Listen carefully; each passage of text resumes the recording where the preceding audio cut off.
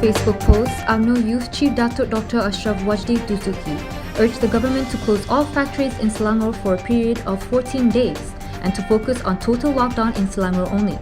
This was said after Malaysia recorded 6,988 new COVID-19 cases today, with Selangor recording the highest number of cases at 2,885. Yesterday, Health Director General Tan Sri Dr. Nur Hisham Abdullah reported that there were 4 workplace clusters recorded in Selangor. This includes Jalan Ikan Duyung Industry, Subang Utama 6 Industry, Jalan PPS 1 and Jalan Masjid Batu 9 Industry. Previously, the Ministry of International Trade and Industry (MITI) has confirmed that a total of 95,142 companies had obtained approval to operate during the lockdown period. Today, the Ministry of Energy and Natural Resources (KETSA) will be preparing to reaffirm Malaysia's stand on biodiversity during their discussion at the 15th Conference of Parties to the Convention on Biological Diversity, which will be held on October in Kunming, China. In an official statement, Minister of Energy and Natural Resources Datuk Seri Syamsul Anwar Nasara explained KETSA represented an important role for the Convention of Biological Diversity and had several meetings on May 3rd to June 13th. Malaysia's involvement was substantial in defending its stand and enhancing the country's reputation in preserving and conserving biodiversity. In the statement, Syamsul said, Malaysia also stressed that the implementation of any post-2020 Global Biodiversity Framework Plan should be supported by guidelines, technical support and financial resources from the Secretariat of Convention on Biological Diversity and developed countries. According to Syamsul, during the 3rd meeting of the subsidiary body on implementation, Malaysia highlighted that all reports to the Convention on Biological Diversity be conducted based on each country's biodiversity policy, supporting the involvement of non-governmental organizations in addition, increasing efforts to mainstream biodiversity in various sectors.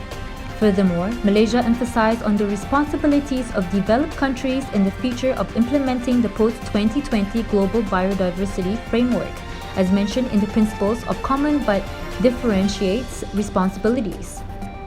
Today, it was reported that 4,000 seafarers and port workers have received their vaccination under the Transport Sector COVID-19 Vaccination Program.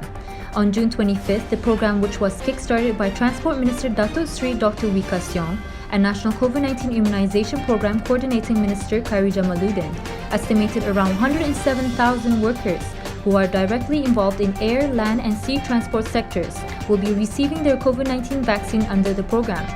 According to Port Klang Authority PKA General Manager Captain Subrahmanyam, said around 10,000 frontline workers received their vaccination in Port Klang at the PKA Sports and Recreation Club. In a statement, Subrahmanyam said, the first 4 days of this initial phase have been smooth and orderly, with the number of vaccine recipients within the estimated target of 1,000 a day. He added, it is hoped that these efforts will provide added protection for the workforce and help accelerate Malaysia's economic recovery, with the port and shipping sector playing a decisive role. Currently, the government is also focused on vaccinating seafarers and port workers in Selangor, Labuan, Negeri Sembilan and Melaka. Today, Bukit Aman Criminal Investigation Department Director Datuk Seri Abdul Jalil Hassan said a total of 468 suicide cases were reported in the first 5 months of this year, with Selangor being the highest recorded number at 117 suicide cases.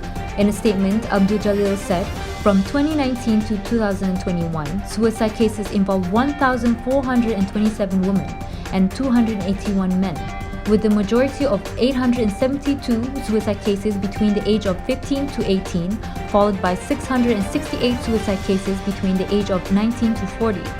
Abdul Jalil explained that the 3 main causes for these cases were family problems, emotional pressure, and financial issues. He said based on the trend of suicide incidents, all who are responsible, especially the community, should play an important role in curbing this. He added individuals who face problems such as finance, health, emotional pressure, depression, family problems, and others would be given assistance and support from their family and their closest friends. Previously, Health Director Tan Sri Dr. Nur Hisham said, the COVID-19 pandemic had a tremendous impact on the mental health of every individual in Malaysia and advised the public to be more alert to symptoms that could lead to suicidal behavior.